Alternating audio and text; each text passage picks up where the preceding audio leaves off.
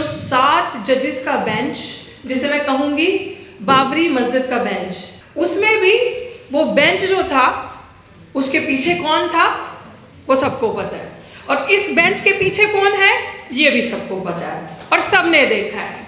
ये बेंच किसका दिया हुआ फैसला पढ़ रहा था और किसके दिए हुए फैसले पे जजमेंट दिया, कहाँ से वो जजमेंट आया, किसने दिया, ये हमें बहुत अच्छे से पता है।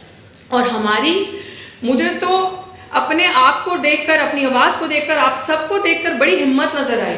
जैसे मेरे से पहले सबसे पहले स्पीकर आए मुझसे जब राजेंद्र सर बोल रहे थे, तो उन्होंने कहा कि सरकार के पास क्या प्रोसीजर है, क्या करेगी, कैसे क्लासिफिकेशन करेगी, 1200 कुछ जातियां हैं, कैसे तोड़ेगी और कैसे डिवाइड करेगी, कैसे बताएगी कि किस जाति को क्या नहीं मिला। पर मुझे लगता है कि हमारे पास प्रोसीजर है, मेरे पास प्रोसीजर है, और अगर ये प्रोसीजर आप सब लोग मेरे साथ मानो तो जो लास्ट में स्पीकर बोलता ना उसके लिए फायदा होता है कि सबने फैक्चुअल डेटा दे दिया, सबने अपनी अपनी बात कर दी, सबने सब कुछ कर दिया, दोहराने की जरूरत नहीं है। अब बात करते हैं कि किस तरीके से इस प्रोसीजर जो है वो सरकार को दिया जाए। क्लासिफिकेशन करनी है, आपने कह दिया कि एक वर्ग हमारे अंदर जिसने सब कुछ प्राप्त कर लिया, एक कास्ट है जो सबका हक खाकर बैठी है, जिसके पास सब कुछ है, नौकरी है। पहली बात है ये बात ही पूरी कंप्लीटली अनकॉन्स्टिट्यूशनल है, क्योंकि बाबा साहब ने या हमारे संविधान के अंदर जो रिजर्वेशन है उसका बेसिस कभी भी इकोनॉमिक्स नहीं था, उसका बेसिस कभी भी पैसा नहीं था, उसका जो मूल था सिद्धांत वो सिर्फ जो सोशली और एजुकेशनली पीछे छूट चुके हैं लोग, बैकवर्ड रह चुके हैं, उनको आगे लाना। उसका मतलब ये नहीं था कि हाँ मैं आपको रिजर्वेशन दे रहा हूँ, मैं आपको IAS बना रहा हूँ, मैं आपको डॉक्टर बना रहा हूँ, तो आपके अकाउंट में इतना पैसा आएगा तो आपकी स्थिति अच्छी हो जाएगी और फिर इसके बाद आपकी आने वाली नस्लों को रिजर्वेशन की ज़रूरत नहीं है। इसका मतलब ये नहीं था। सोसाइटी के अंदर अगर मेरा बाप IAS है या मेरा बाप डॉक्टर है तो क्या आप मुझे उन गंदी निगाहों से देखना बंद कर दोगे? आप मुझे मेरे साथ छुआछूत जातिवाद करना बंद कर दोगे? आप मेरे साथ जो सोसाइटी के अंदर हाल होता है कि अगर आप जितनी पोजीशन पे जाते हो उतना आप इनकी आंखों में खटकते हो। आपने हाल ही में, मुझे लगता है मेरा आंदोलन सबने ही देखा होगा, जो बहुत बार हम चिल्ला चिल्ला के कहते हैं कि जब हम उस लेवल पे पहुंच जाते हैं, जब हम अपनी आवाज़ उठाते हैं, तब हम we become more glaring to their eyes. हम ज़्यादा उनको दिखते हैं और ज़्यादा चुभते हैं कि ये चंद बच्चे, ये चंद पढ़ लिख कर आके प्रोफेसर जब बोलते हैं, ये विरोध दर्ज करवाते हैं, अगर इसके जैसे रिजर्वेशन का लाभ उठाकर सभी ऐसे हो गए, सभी ऐसे निकल गए, तो हमारी तो पोल पट्टी खुल जाएगी, हम कहाँ जाएंगे। जैसे हाल ही में मेरी कुछ वाल्मीकि समाज के लोगों के साथ मीटिंग हुई। There were few ladies who are working on contractual basis, सफाई कर्मचारियों के पोजीशंस पे। कल ही रात को इवन डिबेट हो रहा था, बात हो रही थी, तो उन्होंने मुझे कहा कि हम बहन जी की लड़ाई नहीं चाहते, हमारे समाज में ये जो डिवीजन क्रिएट हो रहा है हम नहीं चाहते, हम नहीं चाहते हमारा समाज टूटे।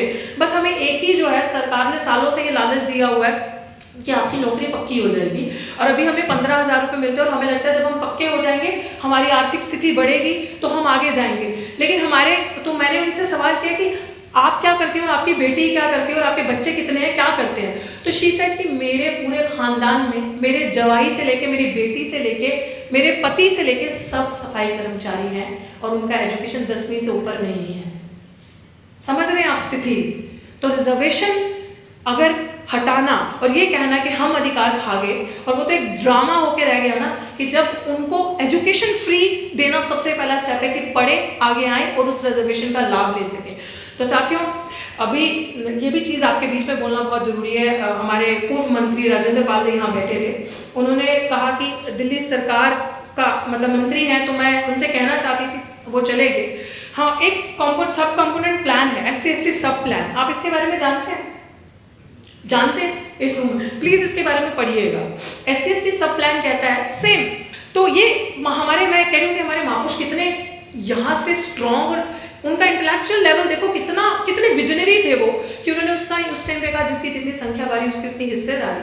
और यही SC/ST सब प्लान कहता है कि जहाँ पे शेड्यूल कास्ट, शेड्यूल ट्राइब की जिस भी स्टेट में जितनी पॉपुलेशन है, बजट का उतना हिस्सा सिर्फ और सिर्फ उनके वेलफेयर के लिए इस्तेमाल होगा। तो SC/ST सब प्लान का मतलब कि अगर दिल्ली में शेड्यूल कास्ट पॉपुलेशन 17% है, चलिए पंजाब की बात करते हैं, हाईएस्ट पॉपुलेशन इन इंडिया, मैं वहाँ से आता हूँ, तो वहाँ पे 33% शेड्यूल कास्ट पॉपुलेशन है according to the census of 2011। अब वहाँ पे कहना है कि सरकार अगर 100 रुपये बजट दे रही है साल का, तो उसमें से 33 रुपये जो हैं वो सिर्फ और सिर्फ schedule caste community, scheduled tribe community के वेलफेयर के लिए लगेगा। वो फंड आप डाइवर्ट नहीं कर सकते। वो फंड अगर बच जाता है 1 साल का तो उस फंड को आप खत्म नहीं कर सकते, वो मल्टीप्लाई होगा, वो मल्टीप्लाई होता जाएगा, सरप्लस होता जाएगा, उसको आप सिर्फ और सिर्फ इनके वेलफेयर के लिए लगाओगे। दिल्ली सरकार के हाथ में था, दिल्ली सरकार में हमारे एक साथी ने पिटीशन डाली थी वेलफेयर की कि आप इस जो 17% पॉपुलेशन है आप इस बजट को इम्प्लीमेंट करें, इसमें से शेड्यूल कास्ट पॉपुलेशन का बहुत भला होगा। मैंने तो एक नारा भी दिया था कि कूड़ा छोड़ो, कलम उठाओ, पाठशाला में पढ़ने जाओ, पाठशाला में पढ़ने आओ, तो ये चीज़ें हुई नहीं। अब दिल्ली सरकार के कोई भी गवर्नमेंट आती है तो एक सिंबल निकालती है झाड़ू का, हमारे एक, क्योंकि हम लोग इमोशनल है ना, बहुत इमोशनली लोग हैं, बड़े स्वे हो जाते हैं, तो वो इस तरीके से एक ड्रामा दिखाना कि झाड़ू की सरकार आ गई, चाहती तो ये सरकार वो प्लान सब प्लान इम्प्लीमेंट कर सकती थी।